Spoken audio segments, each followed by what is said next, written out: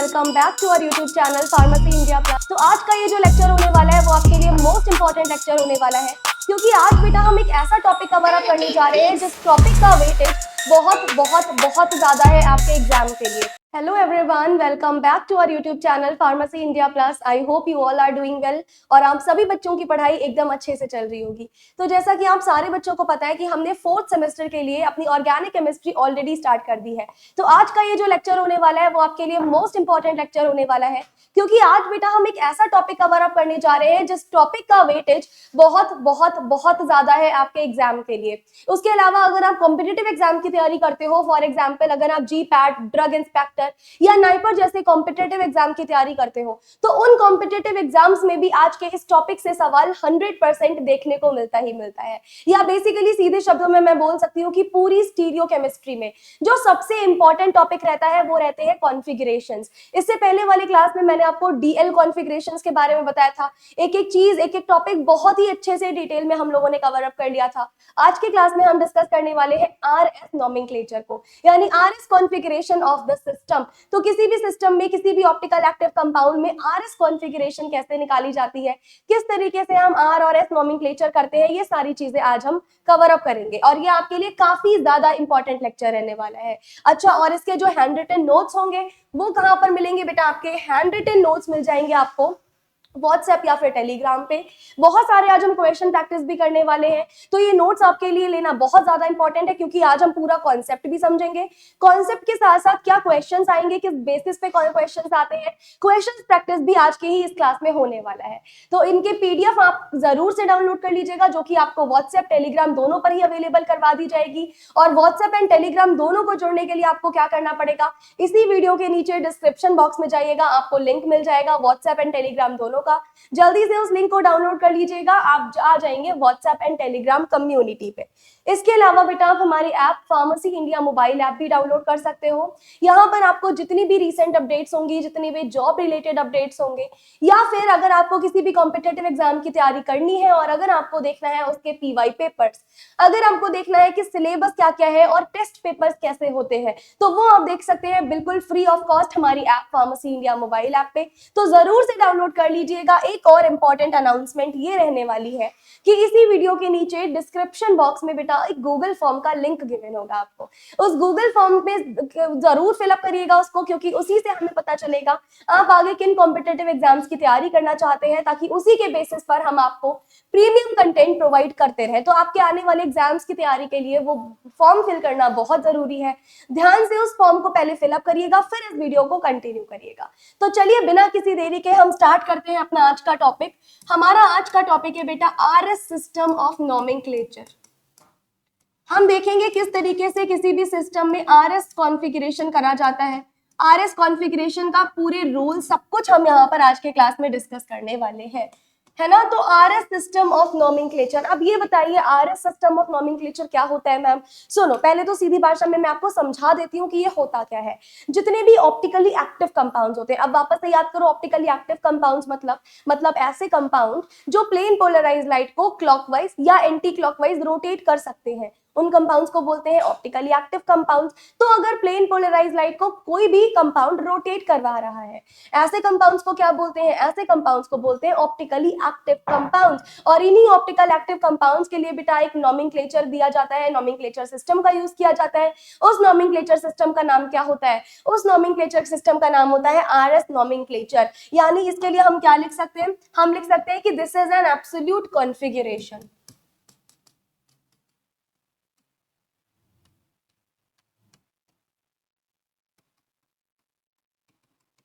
This is an absolute configuration used for the nomenclature of optically active compounds.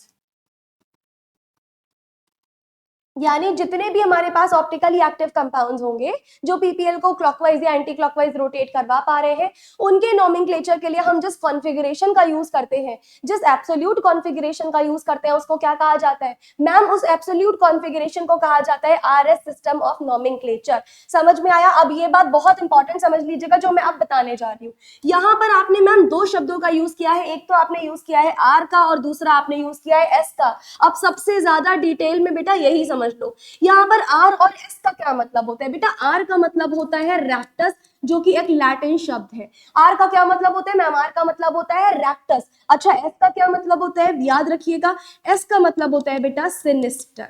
क्या मतलब होता है इसका मैम? यहाँ आर का मतलब होगा रैक्टस, एस का मतलब होता है सिनिस्टर। रैक्टस को हम राइट भी कह सकते हैं।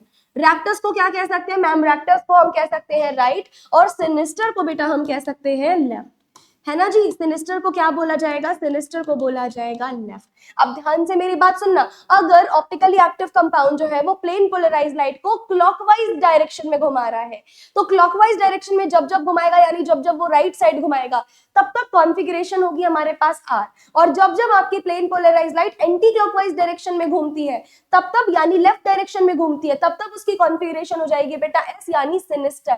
हम यहाँ पर क्या लिख सकते हैं? हम लिख सकते हैं कि हमारा जो प्लेन पोलराइज लाइट है वो कैसे घूम रही है मैम? क्लॉकवाइज डायरेक्शन में घूम रही है। हम लिख सकते हैं कि plane polarise light, we can write that plane polarise light rotates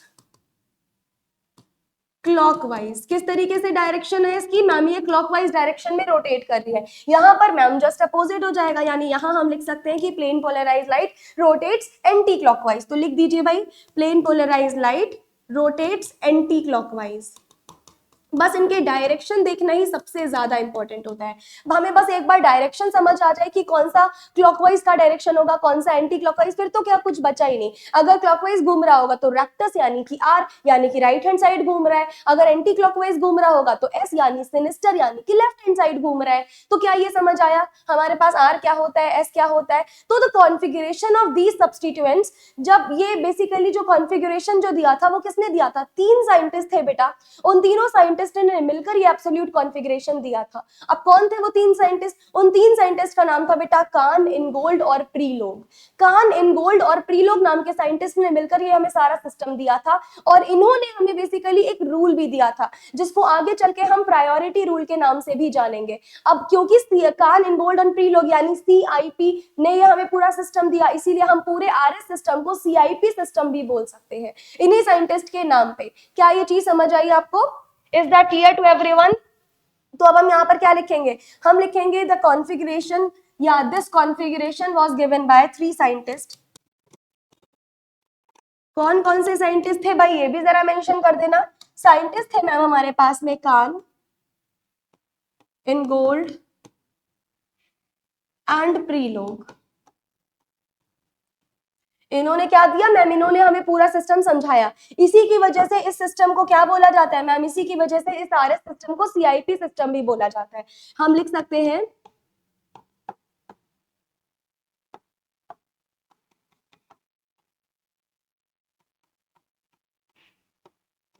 इस सिस्टम को, और क्या बोला जाता है मैम? इस सिस्टम को CIP सिस्टम भी कहा जाता है। That's why it is also known as the CIP system, है ना जी। हम इसी को क्या बोल देंगे मैम? इसी को आप CIP सिस्टम भी बोल सकते हो। तो ये तो हमने सारी बेसिक चीजें जान ली। बेसिकली RS कॉन्फ़िगरेशन क्या होता है, CIP कौन थे, यानी कान, इनगोल्ड एंड प्रीलोग, इनके शॉर्ट फॉर्म में हमने इनको CIP सिस्टम बोल दिया। अब मैम आप बता रहे थे कि CIP यानी कान, इनगोल्ड, प्रीलोग ने अपना एक रूल भी दिया था, जिस रूल को क्या बोलते हैं बेटा? जिस रूल को बोलते हैं प्रायोरिटी रूल, या हम सीक्वेंस रूल भी बोल सकते हैं। तो अब हमारा जो अगला टॉपिक आता है, वो पता है क्या आएगा? अब अगला टॉपिक आपके पास आएगा बेटा प्रायोरिटी रूल। अगला टॉपिक हमारे पास आएगा प्रायोरिटी रूल, और इस प्रायोरिटी रूल को ही बेटा CIP रूल नाम से भी जाना जा सकता है। इसी को या तो प्रायोरिटी रूल नाम दे दो या तो CIP रूल नाम दे दो, यहां से इसको जाना जा सकता है। एक और इंपॉर्टेंट चीज मैं बता देती हूँ, CIP रूल से आपके सेमेस्टर एग्जाम में पिछले सालों में क्वेश्चन बन चुका है, तो दोबारा से क्वेश्चन यहाँ से रिपीट हो सकता है। तो इसको बहुत ध्यान से देख लीजिएगा, क्योंकि यहाँ से क्वेश्चन रिपीट होने के चांसेस है ना। अब CIP रूल मतलब क्या, एक बार मैं थोड़ा सा एक्सप्लेन कर देती हूँ, फिर मैं आपको लिखवाती हूँ। समझिए, हमारे पास जो तीन साइंटिस्ट थे कान, इनगोल्ड एंड प्रीलोग, इन्होंने अपना एक प्रायोरिटी या फिर सीक्वेंस या फिर CIP रूल दिया। तीनों नामों से इसको जाना जा सकता है। इसके क्या बताता है मैम? ये बताता है हमें कि किस एटम को हम ज्यादा प्रायोरिटी देने वाले हैं, किसकी प्रायोरिटी ज्यादा होने वाली है। इसीलिए इस रूल को प्रायोरिटी रूल नाम से भी जाना जाता है, क्योंकि हमें यहाँ पर पता चलता है कि कैसे हम प्रायोरिटी डिसाइड करेंगे। इनके बहुत सारे रूल्स होते हैं, जिन रूल्स को पढ़ के हम डिसाइड करते हैं कि किस एटम की प्रायोरिटी ज्यादा होगी, किस एटम की प्रायोरिटी कम होगी। वन बाय वन हमें सारे रूल्स के बारे में स्टडी करनी है, सभी रूल्स के बारे में जानना है कि भाई कैसे हमें पता चलेगा कि किसकी प्रायोरिटी ज्यादा है और किसकी प्रायोरिटी कम है ना जी। तो सीआईपी रूल के हिसाब में क्या लिखोगे, सबसे पहले हम इसके रूल्स लिखते हैं। पहले रूल की तरफ फोकस करते हैं। भाई पहला रूल हमारे पास क्या होगा, जरा ये बता दीजिए। Firstly identify the chiral centre, then decide the priority of all attached atoms या फिर ग्रुप्स। यानी सबसे पहले हमें क्या डिसाइड करना होगा मैम, सबसे पहले तो आप अपना एक कायरल सेंटर डिसाइड कर लो। जैसे ही आपका कायरल सेंटर डिसाइड हो जाए, फिर आप देखो कि आपके जो भी एटम्स या जो भी ग्रुप्स अटैच्ड हैं उनमें प्रायोरिटी कैसे होने वाली है। यानी सबसे पहली चीज क्या होगी, देखो firstly decide the chiral centre, firstly decide या आइडेंटिफाई कुछ भी बोल सकते हैं इसको। फर्स्टली आइडेंटिफाई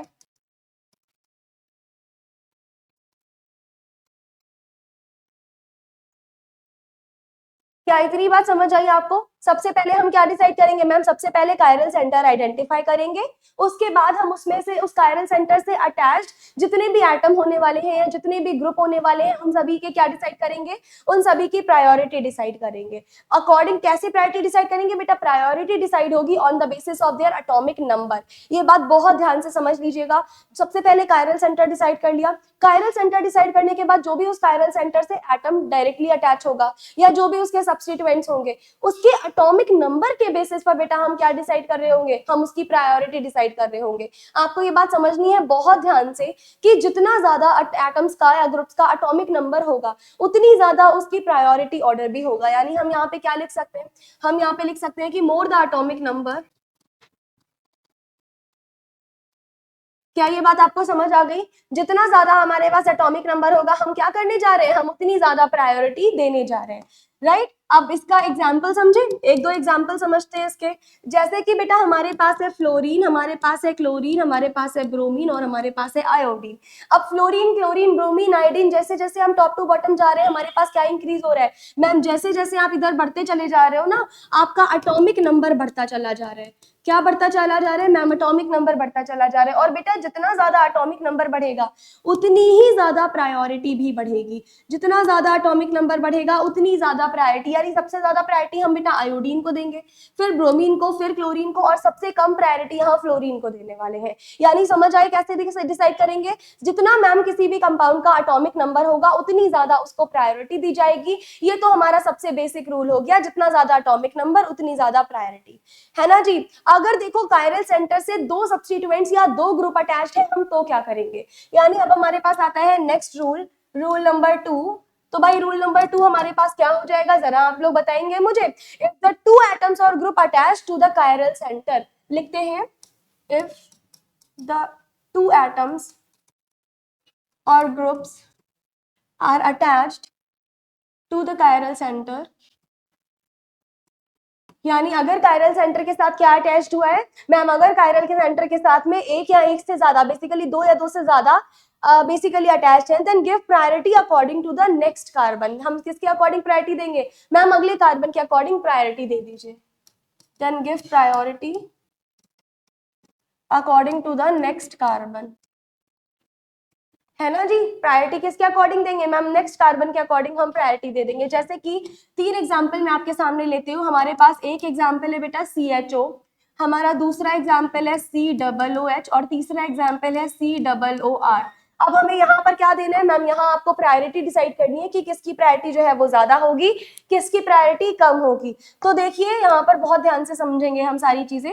यहाँ पर क्या लगा हुआ है मैम, इधर कार्बन लगा हुआ है, इधर भी कार्बन लगा हुआ है, इधर भी कार्बन। मैम अब कैसे प्रायोरिटी डिसाइड करें, तीनों में कार्बन कार्बन कार्बन लगा है, तीनों की प्रायोरिटी सेम हो रही है। अब अगर एक एटम सारी हमें प्रायोरिटी नहीं सेट करके दे पा रहा है, एक एटम सभी के लिए सेम है, तो हम उसका अगला एटम चेक करेंगे जाके। मैम ये अगला एटम, ये देखिए हमारे पास हाइड्रोजन है, इसमें अगला एटम ऑक्सीजन है, यानी सीधी बात है मैम इसको प्रायोरिटी ज्यादा दो, क्योंकि हाइड्रोजन के कंपैरिजन में ऑक्सीजन का एटॉमिक नंबर ज्यादा होता है, यानी हमने इसको प्रायोरिटी ज्यादा दे दी इसके कंपैरिजन में। चलो इसको प्रायोरिटी हम ज्यादा दे चुके हैं। अब आ जाते हैं इधर, यहाँ भी ऑक्सीजन है, यहाँ भी ऑक्सीजन है, कोई फर्क नहीं पड़ता। फिर यहाँ भी ऑक्सीजन है, यहाँ भी ऑक्सीजन है, हम डिसाइड नहीं कर सकते। लेकिन अब देखो यहाँ बेटा हाइड्रोजन है और यहाँ R ग्रुप है। अब इस R की जगह क्या हो सकता है, अब इस R की जगह बेटा आपके पास में कोई मिथाइल भी हो सकता है, कोई इथाइल भी हो सकता है, बेसिकली कुछ भी हो सकता है यहाँ पर। तो कार्बन तो होगा ना, मतलब अब यहाँ कार्बन है और यहाँ हाइड्रोजन है, किसका एटॉमिक नंबर ज्यादा मैम? कार्बन का, यानी इसकी प्रायोरिटी ज्यादा। इसका मतलब कहने का ये हुआ कि अगर एक एटम प्रायोरिटीज नहीं बता पा रहा है हमें, तो थ्रू आउट द चेन हर एक एटम में एटॉमिक नंबर चेक करते रहो, कहीं ना कहीं एक पॉइंट जरूर आएगा जहां पर कुछ ना कुछ डिफरेंस हो रहा होगा, और जैसे ही वो डिफरेंस आएगा हम आइडेंटिफाई कर लेंगे बेटा कि वहां पर हमारे पास किसकी प्रायोरिटी ज्यादा होने वाली है। तो क्या कहने का मतलब है कि थ्रू आउट द चेन आपको क्या करना है मैम? हमें चेक करते रहना है थ्रू आउट द चेन। समझ में आया? एक और इंपॉर्टेंट चीज होती है, नेक्स्ट रूल लिखिए। अच्छा, जो सबसे कम प्रायोरिटी वाला ग्रुप होगा वो हम कहाँ पे रखेंगे? याद रखना, जो सबसे कम प्रायोरिटी वाला ग्रुप होगा वो हमेशा वर्टिकल लाइन पे जाना चाहिए। ये बात नोट डाउन करके रख लो। द लोएस्ट प्रायोरिटी ग्रुप, क्या ये वाली लाइन समझ में आई? हमारा जो भी लोएस्ट प्रायोरिटी वाला ग्रुप होगा वो कहाँ पे होगा मैम? वो वर्टिकल लाइन पे होगा, यानी must be away from us, must be away from us, यानी व्यूअर से दूर होना चाहिए। ठीक है जी, याद रखिएगा, जो भी हमारा लोएस्ट प्रायोरिटी वाला ग्रुप होगा वो वर्टिकल लाइन पे होगा। वर्टिकल लाइन पे होने का मतलब है अवे फ्रॉम अस। अच्छा, इस अवे का क्या मतलब हुआ मैम? बता दीजिए जरा। याद करो मेरा कॉन्फ़िगरेशन वाला लेक्चर जहां पे मैंने आपको फिशर कॉन्फ़िगरेशन याद कर समझाई थी। मैंने फिशर कॉन्फ़िगरेशन में बेटा बताई थी कि जितने भी हॉरिजॉन्टल बॉन्ड्स होंगे वो कैसे होंगे? आपने बताया था ma'am horizontal bond towards you होते हैं, यानी कुछ इस तरीके से। और वर्टिकल बॉन्ड्स कैसे होते हैं मैम? वर्टिकल बॉन्ड्स आपने बोला था अवे फ्रॉम यू होते हैं। यानी कहने का मतलब आ गया कि मैम जितने भी हमारे लोएस्ट प्रायोरिटी वाले ग्रुप होंगे वो अवे फ्रॉम यू होंगे, यानी वर्टिकल लाइन पे होंगे। और जो हाईएस्ट प्रायोरिटी वाले ग्रुप होंगे वो कहाँ होने चाहिए मैम? वो होने चाहिए टुवर्ड्स यू, यानी हॉरिजॉन्टल लाइन पे होने चाहिए। ये चीज मैंने आपको तब बता दी थी जब हमने फिशर प्रोजेक्शन कराया था। इसीलिए बोला जाता है कि पूरी केमिस्ट्री एक दूसरे से इंटरकनेक्टेड है बेटा। एक चीज करोगे तो दूसरी चीज आपको ऑटोमेटिकली ही समझ में आ चुकी होगी। क्या ये बात क्लियर हो गई आपको? क्या यहाँ कोई दिक्कत तो नहीं है? आई होप यहाँ आपको कोई भी किसी भी टाइप की दिक्कत नहीं होगी, है ना? चलिए, अब हम आरएस कॉन्फ़िगरेशन के कुछ रूल्स देखते हैं। अब हम आरएस कॉन्फ़िगरेशन के कुछ रूल्स देखेंगे, यानी आरएस असाइन करने के कुछ रूल्स देखेंगे। अब चलो, सबसे पहले हमारे पास क्या होगा, यहाँ पर मैं हेडिंग डाल देती हूँ, rules for RS configuration. Rules for, अभी तक हमने जो रूल्स देखे हैं बेटा वो सीआईपी रूल है, यानी कान इनगोल्ड प्रीलोग ने जो प्रायोरिटी रूल दिया था वो थे। अब हम जो रूल्स देखने जा रहे हैं वो आरएस नोमेनक्लेचर के रूल्स, यानी आरएस नोमेनक्लेचर करते टाइम क्या क्या हमारे पास रूल्स हमें देखने को मिलेंगे। तो डालो रूल्स फॉर असाइनिंग,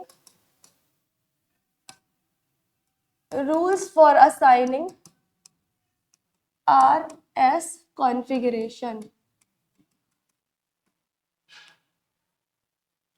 किस तरीके से हम अपना आरएस कॉन्फ़िगरेशन असाइन करने वाले हैं मैम, इनका हमें रूल्स बता दीजिए। हमें इसका रूल्स बता दीजिए कि किस तरीके से हम आरएस यहाँ पर असाइन करने जा रहे हैं, है ना जी?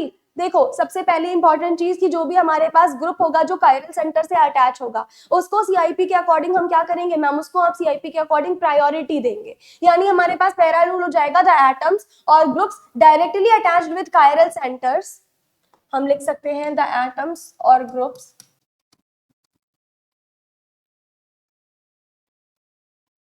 क्या इतनी बात आपको समझ में आई? जितने भी हमारे एटम्स होंगे, जितने भी हमारे ग्रुप्स होंगे, उनको कैसे प्रायोरिटाइज किया जाएगा? उनको मैम सीआईपी रूल के अकॉर्डिंग प्रायोरिटाइज किया जाएगा। समझ में आया? अगर हमारे पास जो लोएस्ट प्रायोरिटी ग्रुप है वो वर्टिकल लाइन पे है, जो कि होना भी चाहिए, तो देखो क्या हो जाएगा। सेकेंड नंबर का रूल है हमारे पास, इफ द लोएस्ट प्रायोरिटी वाला ग्रुप,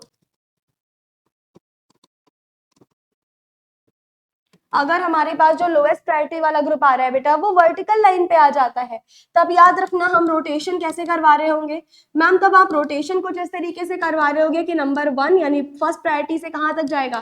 फर्स्ट प्रायोरिटी से सेकंड, सेकंड प्रायोरिटी से थर्ड, थर्ड प्रायोरिटी से फोर्थ, ऐसे ऐसे करके रोटेशन हो रहा होगा। यानी इस रोटेशन को क्या बोला जाएगा मैम? इस रोटेशन को बोला जाएगा कि ये हमारी क्लॉकवाइज रोटेशन हो रही है। अगर हमारे पास जो फोर्थ प्रायोरिटी वाला ग्रुप है वो वर्टिकल पोजीशन पे है और रोटेशन हम कुछ इस प्रकार से करा रहे हैं, 1, 1 से 2, 2 से 3, क्लॉकवाइज डायरेक्शन में जा रही है, तो जरा मुझे बताना इसकी कॉन्फ़िगरेशन क्या होगी? इसकी कॉन्फ़िगरेशन बेटा हो जाएगी आर।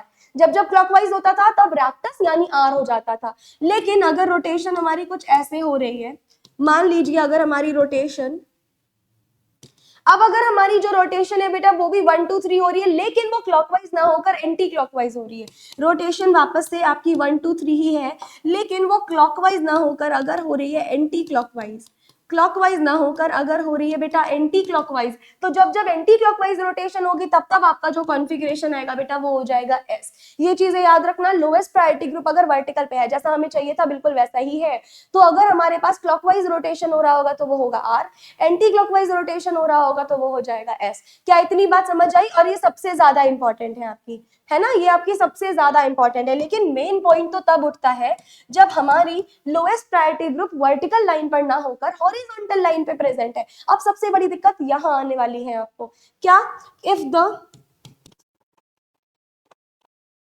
अगर हमारे पास जो लोएस्ट प्रायोरिटी ग्रुप है वो वर्टिकल लाइन पे ना होकर हॉरिजॉन्टल लाइन पे है, यानी अगर आपके रूल्स ऑब्लाइज नहीं हो रहे हैं, अगर आपके रूल्स फॉलो नहीं किए जा रहे हैं रूल्स के मुताबिक, तो फोर्थ प्रायोरिटी को वर्टिकल पे ही होना चाहिए एंड फिर उसके हिसाब से ऐसी कॉन्फ़िगरेशन होनी चाहिए। लेकिन अगर ऐसा हो गया कि फोर्थ पोजीशन वर्टिकल पे नहीं है, फोर्थ पोजीशन आपकी हॉरिजॉन्टल लाइन पे है, तो भाई किस हिसाब से कॉन्फ़िगरेशन होगी, हम क्या करेंगे ये बता दीजिए। और इसी को बताने के टाइम मैं आपसे कुछ एग्जाम्पल्स भी करवा लूंगी, ये एग्जाम्पल्स काफी इंपॉर्टेंट है, समझ गए? चलो वेल पहले हम उसको कंप्लीट कर लेते हैं फिर करवाते हैं। देखो अगर हमारे पास हॉरिजॉन्टल लाइन पे होगी तो हमें क्या करना पड़ेगा मैम, तो आप लिख दीजिए then rotation will take place, then rotation will take place. क्या हो जाएगा मैम? देन रोटेशन हो जाएगी हमारे पास, और जैसे ही ये रोटेशन हो जाएगी वैसे ही हम रोटेट करके क्या करेंगे मैम, आप रोटेट करोगे, रोटेट करके उसको हॉरिजॉन्टल से वापस से वर्टिकल लाइन पर ले आओगे। ऐसा कर सकते हैं हम लोग, इसको बहुत सारे एग्जांपल्स के साथ में हम सॉर्ट आउट करते हैं। तो चलिए अब हम एक बार एग्जांपल्स के साथ चीजें क्लियर अप कर लेते हैं। हमारे पास यहाँ पर 3 एग्जांपल्स दिए, अब इन तीनों एग्जांपल्स में हम एक बार आरएस कॉन्फ़िगरेशन निकाल कर देखते हैं कि कौन से कंपाउंड में कैसे आरएस कॉन्फ़िगरेशन निकालने वाले हैं और कैसे यहाँ पर चीजें हम असाइन करेंगे। देखिए सबसे पहले क्वेश्चन नंबर 1 पे मूव ऑन करते हैं और अपना फाइंड आउट करते हैं कायरल सेंटर। तो ये वाला जो बेटा हमारे पास सेंटर आ रहा है, ये कौन सा सेंटर है मैम? ये वाला जो हमारे पास सेंटर है ना, this is the chiral centre. कैसे पता चला? क्योंकि मैम इस वाले कार्बन सेंटर से चारों के चारों ग्रुप हमारे पास अलग अलग जुड़े हुए हैं। अगर एक कार्बन ऐसा आ रहा है जिसके पास चारों अलग अलग तरीके के सब्स्टिट्यूएंट्स ऐड है, तो उसको क्या बोलते हैं मैम? उसको हम बोलते हैं कायरल सब्स्टिट्यूएंट। तो ये बेटा हमारे पास हो गया कायरल कार्बन। अब हमें क्या देना है मैम? अब आपको सीआईपी रूल के अकॉर्डिंग प्रायोरिटी देनी पड़ेगी। चलो प्रायोरिटी देते हैं, जितना ज्यादा एटॉमिक नंबर उतनी ज्यादा प्रायोरिटी, यानी सबसे ज्यादा प्रायोरिटी हम किसको देंगे मैम? क्लोरीन को देंगे, क्योंकि इसका एटॉमिक नंबर सबसे ज्यादा है। उसके बाद हाइड्रोजन को तो बेटा लास्ट प्रायोरिटी दे ही दीजिए, क्योंकि हाइड्रोजन का एटॉमिक नंबर तो सबसे कम होता है, दैट इज 1। अब 1 से कम तो एटॉमिक नंबर कुछ हो ही नहीं सकता, यानी हाइड्रोजन का एटॉमिक नंबर बेटा सबसे कम है। तो हमारा हाइड्रोजन यहाँ पर कहाँ आ गया? एकदम एंड में आ गया।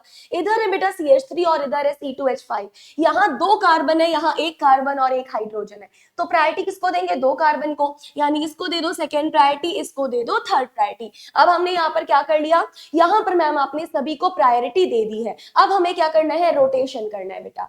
देखिए मैं आपको एक क्लॉक बनाकर दिखाती हूँ, घड़ी कैसे होती है भाई। यहाँ पर घड़ी में 12 बजता है, 12 के जस्ट नीचे बज रहा होता है 6, एंड फिर इधर 1 2 3 4 5, 5 के जस्ट सामने 7, 4 के जस्ट सामने 8, 3 के जस्ट सामने 9, 10, 11। ये क्या बन गई मैम? ये हमारे पास क्लॉक बन गई। अब क्लॉक में हमें चलना है कि हम क्लॉकवाइज चलेंगे कि एंटी क्लॉकवाइज। देखो हम यहाँ से शुरू कर रहे हैं, यानी 1 2 3 4 इस तरीके से चल रहे हैं। मान लो 3 बजे से हमने शुरू किया, अपनी घड़ी का हमने कहाँ से शुरू किया मैम? आपने 3 बजे से शुरू किया और आप ऐसे ऐसे ऐसे ऐसे जा रहे हो, मतलब 3 बजेगा, फिर 4, फिर 5, फिर 6। ये कैसी डायरेक्शन में चल रही है? सही चल रही है मैम, क्लॉकवाइज चल रही है। यानी ये रोटेशन कैसी हो गई? ये हो गई बेटा आपकी क्लॉकवाइज रोटेशन। और फोर्थ पोजीशन कहाँ आ रही है मैम? फोर्थ पोजीशन आ रही है वर्टिकल पे, यानी जहां हमें चाहिए होती है वहीं आ रही है, यानी ये हमारी पास आ रही है बेटा वर्टिकल लाइन पे। तो जब जब फोर्थ पोजीशन वर्टिकल लाइन पे आ रही होती है हमें कोई भी चेंज नहीं करना पड़ता, वर्टिकल लाइन पे है, क्लॉकवाइज है। बता दो कॉन्फ़िगरेशन क्या होगी? जब जब वर्टिकल पे होगा, क्लॉकवाइज होगा, तो हमारी कॉन्फ़िगरेशन हो जाएगी आर, यानी इसकी कॉन्फ़िगरेशन क्या हो गई? इसकी कॉन्फ़िगरेशन हो गई बेटा हमारे पास आर। समझ आया? अब ऐसे ही यहाँ पर करते हैं। ये हमारे पास क्या दिया हुआ है मैम? ये हमें दिया हुआ है कायरल सेंटर। कायरल सेंटर में क्या क्या होता है मैम? कायरल सेंटर में चारों अलग अलग सब्स्टिट्यूएंट्स हमें गिवन होते हैं। देखो भाई यहाँ पर सबसे ज्यादा प्रायोरिटी कार्बन को देंगे कि हाइड्रोजन को या ऑक्सीजन को? मैम कार्बन का जो एटॉमिक नंबर होता है वो होता है 6, हाइड्रोजन का हम सबको पता है 1, ऑक्सीजन का हम सबको पता है 8, यानी किसका एटॉमिक नंबर ज्यादा है मैम? ऑक्सीजन का ज्यादा है, यानी प्रायोरिटी हमने ऑक्सीजन को दे दी। फिर सेकेंड प्रायोरिटी COOH को देंगे या CH3 को? देखिए, जब जब आपके सामने ऐसी सिचुएशन फंस जाए तो दोनों को लिख लो, COOH और CH3। यहाँ भी कार्बन है, यहाँ भी कार्बन है, मतलब कार्बन कार्बन तो प्रायोरिटी नहीं बता पाएगा। आगे बढ़ते हैं, इधर है ऑक्सीजन और इधर है हाइड्रोजन। बताओ किसको प्रायोरिटी ज्यादा देंगे, ऑक्सीजन को या हाइड्रोजन को? मैम कोई डाउट ही नहीं है इसमें, हम सिंपली बोल सकते हैं कि ऑक्सीजन को ज्यादा प्रायोरिटी देंगे। मतलब ज्यादा प्रायोरिटी किसको देंगे, कार्बोक्सिलिक को ज्यादा प्रायोरिटी देंगे। दैट मीन्स ये हो गया सेकेंड प्रायोरिटी, ये हो गया थर्ड प्रायोरिटी, ये हो गया फोर्थ प्रायोरिटी। भाई रोटेशन करवा दीजिए। ये कुछ इस तरीके से हमारे पास रोटेशन हो जाएगा। देखो भाई रोटेशन कैसे आया यहाँ पर, एक बार रोटेशन चेक करना है हमें। मान लो 6 बजे से रोटेशन शुरू हुआ, 6 बज रहा है ना घड़ी में, 6 बजे से शुरू करते हैं, 6 बजे से फिर इस तरीके से ऐसे ऐसे करते हुए जा रहा है। अब देखो 6 बजने के बाद अगर हम क्लॉकवाइज चलते तो 6 के बाद बजेगा 7, फिर 8, फिर 9। लेकिन इस घड़ी में क्या बज रहा है, इस घड़ी में बेटा 6 के बाद 5, 4, 3, 2, 1। यानी ये रोटेशन कैसी है मैम, ये रोटेशन तो आपकी एंटी क्लॉकवाइज है। ये रोटेशन कैसी बन रही है मैम, ये आपकी एंटी क्लॉकवाइज रोटेशन है। और जब जब फोर्थ पोजीशन आपकी वर्टिकल पे होगी, यानी अवे होगी वर्टिकल लाइन पे, और एंटी क्लॉकवाइज होगा, तब तब हमारे पास क्या आ जाएगा मैम, तब तब कॉन्फ़िगरेशन आ जाएगा एस। यानी इसका कॉन्फ़िगरेशन कितना हो गया मैम, एस कॉन्फ़िगरेशन हो गया। चलिए अब एक और सवाल कर लेते हैं भाई, यहाँ पर बता दो मुझे कायरल सेंटर क्या है। मैम ये वाला जो सेंटर है आपका वो कायरल सेंटर है। चारों अलग अलग सब्स्टिट्यूएंट्स ऐड है यहाँ पर। अब जितना ज्यादा एटॉमिक नंबर उतनी ज्यादा प्रायोरिटी। एंड आपको पता है फ्लोरीन, क्लोरीन, ब्रोमीन, आयोडीन, जैसे जैसे टॉप टू बॉटम जाते हैं हमारे पास क्या होता है, एटॉमिक नंबर मैम बढ़ता जाता है। यानी सबसे ज्यादा एटॉमिक नंबर किसका होगा मैम, आयोडीन का, यानी इसकी प्रायोरिटी फर्स्ट, उसके बाद ब्रोमीन का, उसके बाद क्लोरीन का, और सबसे कम किसका होगा, फ्लोरीन का। यानी ऐसे हमने प्रायोरिटी दे दी। यहाँ भी फोर्थ पोजीशन कहाँ आ रही है, यहाँ भी मैम फोर्थ पोजीशन जो है वो वर्टिकल लाइन पर ही आ रही है। यानी जो भी होगा हमें चेंज करने की जरूरत ही नहीं पड़ेगी, कोई भी चेंजमेंट नहीं होगा। रोटेशन करवाते हैं भाई, ये हमारी मैम कुछ इस तरीके से रोटेशन हुई है। यानी इस बार घड़ी में भी, इस बार भी हमने घड़ी में 6 बजे से शुरू की, इस बार भी रोटेशन यहाँ से शुरू की, लेकिन इस बार रोटेशन कुछ ऐसी जा रही है। अब 6 बजे के बाद 7, 8, 9, 10 क्लॉकवाइज डायरेक्शन में हो रही है। यानी ये कैसा हो गया मैम, ये हो गया आपके पास क्लॉकवाइज रोटेशन। जब जब क्लॉकवाइज रोटेशन होगी तब तक कॉन्फ़िगरेशन रहेगी आर, यानी इसकी कॉन्फ़िगरेशन हो गई आर कॉन्फ़िगरेशन। इस तरीके से बेटा कोई सा भी कंपाउंड दिया हो, आप हर किसी का कॉन्फ़िगरेशन बहुत इजीली असाइन कर सकते हो। कोई भी दिक्कत, कोई भी परेशानी वाली बात नहीं होनी चाहिए। लेकिन इसके इतने ज्यादा प्रैक्टिस कर लीजिएगा, क्वेश्चन इतने ज्यादा कर लीजिएगा कि कोई भी सवाल आ जाए आपसे गलत नहीं होना चाहिए। Practice as much question as you can, क्योंकि ये ऐसे क्वेश्चन है, ये ऐसा टॉपिक है जो थ्योरी से नहीं होगा, आपको क्वेश्चन प्रैक्टिस करनी पड़ेगी। तो जितना हो सके उतना DL कॉन्फ़िगरेशन हो गया, RS हो गया, इन सभी की थ्योरी नहीं, क्वेश्चन प्रैक्टिस पे ज्यादा ध्यान देना। एक बार थ्योरी पढ़ना और फिर बहुत सारे क्वेश्चन प्रैक्टिस करिएगा। और अगर आपको ऐसा लगता है कि आपको एक क्वेश्चन प्रैक्टिस करनी है तो मुझे बता दीजिएगा कमेंट सेक्शन में, मैं आपके लिए एक अलग से क्वेश्चन प्रैक्टिस का सेशन भी लेकर आ जाऊंगी, जहां हम स्टीरियो के बहुत important numerical question practice session रखेंगे। और इसके अलावा भी आप बहुत सारे क्वेश्चन खुद से भी प्रैक्टिस कर सकते हो। अगर आपको लगता है कि किसी क्वेश्चन में डाउट है, कुछ समझ नहीं आ रहा है, तो आप कमेंट बॉक्स में डाल सकते हो या फिर टेलीग्राम पर अपना डाउट भेज सकते हो। हम इमीडिएटली आपको आपका डाउट सॉल्व करके भेज देंगे। तो that is it for today's class. आज की क्लास में बहुत इजीली हमने RS कॉन्फ़िगरेशन कैसे करेंगे अच्छे से सीख लिया, एंड आई होप आपको कोई भी दिक्कत नहीं हो रही होगी। तो that is it for today's class. इसके अलावा बेटा अगर आप drug inspector, pharmacist, all India pharmacist या फिर GPAT एग्जामिनेशन की तैयारी करना चाहते हैं तो this is the correct time. ना बहुत ज्यादा जल्दी है और ना ही अभी तक बहुत लेट हुआ है, आपके लिए बिल्कुल सही टाइम है। आप अपनी प्रिपरेशन को बहुत अच्छे से स्टार्ट कर सकते हैं। अगर आपको लगता है आपकी सेल्फ स्टडी इनफ है तो प्लीज स्टार्ट करिए, क्योंकि सेल्फ स्टडी से बेटर कुछ हो ही नहीं सकता। लेकिन अगर आपको लगता है कि आपको एक गाइडेंस, एक मेंटोरशिप की जरूरत है, तो ये बैचेस स्पेशली आपके लिए डिजाइन किए गए हैं। इनकी फर्दर क्वायरी के लिए आप हमारे दिए गए हेल्पलाइन नंबर्स पर कॉल कर सकते हो और पता कर सकते हो कि यहाँ पर आपको क्या क्या दिया जाएगा, क्या क्या आपको प्रोवाइड किया जाएगा। तो that is it for today's class. Thank you so much, take care, मिलते हैं अगले क्लास में।